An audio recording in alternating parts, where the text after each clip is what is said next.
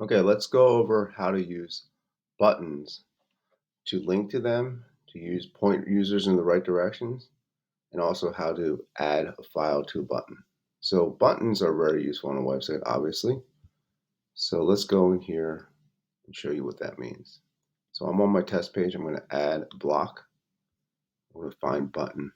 Again, reminder to you can search on your button. Okay, it gives me the default color of my website, and I always prefer to do something that's a little stronger than learn more. So get in touch, or let's see, start your new website today. Right, let's create a little urgency. You type in your text. Now let's link it. I'm going to link this to my services page. So on this left-hand side, you get 5 options.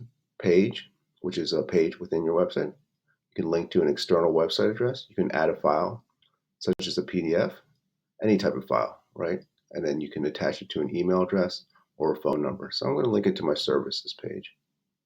Go down and find it.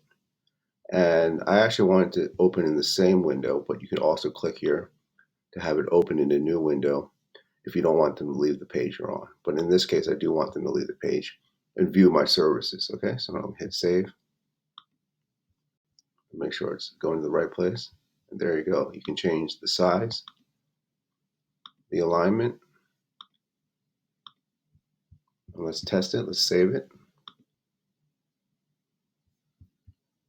And let's test our button now. Okay, great. Now it goes to my services page.